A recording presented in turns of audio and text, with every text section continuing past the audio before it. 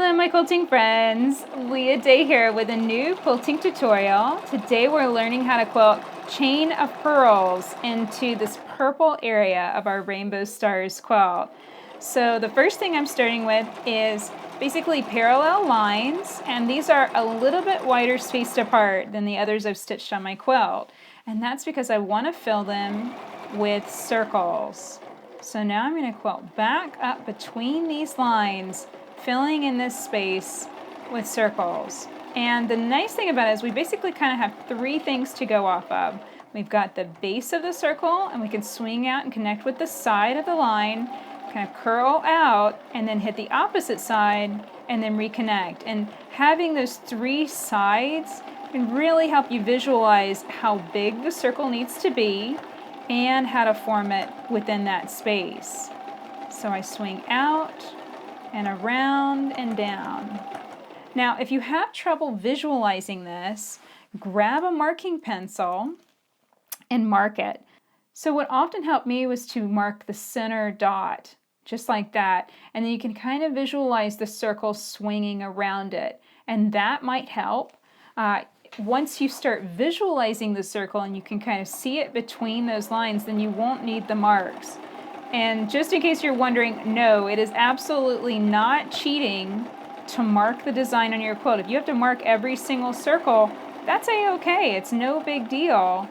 If it helps you be able to stitch this design without having to stop and rip out maybe a wonky shaped circle, then that's just fine. That's going to save you time ultimately, so take the time to mark the circles if you need to. So these are forming slowly. This is definitely a slower design as I swing out and around to form these circular shapes. And the nice thing is, if you do mark them, I can go back in and I can just rub that marking pencil and it's going to erase super quickly. So no one will know that you marked your circles, and they're going to look really, really good. So I'm swinging around, hitting against those edges, and back down again. It's a really nice circular shape, and I like to form the circles like this and kind of almost flow into them like a figure eight.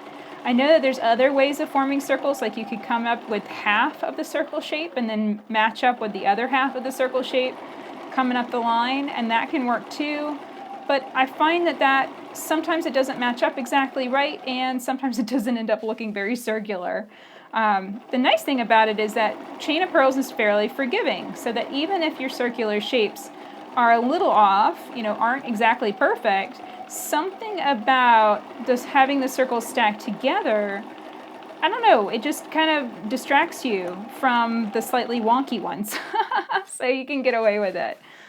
So I'm coming up here and I'm about to finish up this area, and this is the kind of the trickiest spot, because as you near the edges of your quilting space, obviously the circles are going to end up getting cut off.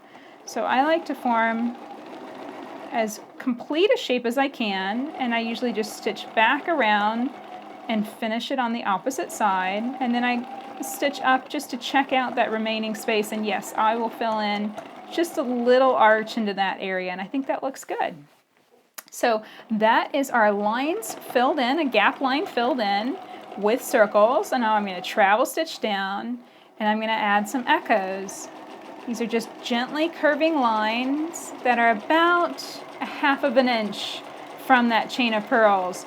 And what this does, I don't know how or why, but it magically makes those pearls stand out that much better. When you stack lots and lots of circles right next to each other, they kind of tend to blend together. But when you give them a little space with these parallel lines, these curving lines, they really tend to stand out and look so pretty on the surface of your quilt. So now I'm going to stitch another gap line. What I mean by that is I travel stitch down a little further and I put a little bit more distance between my lines of quilting. That's a gap line.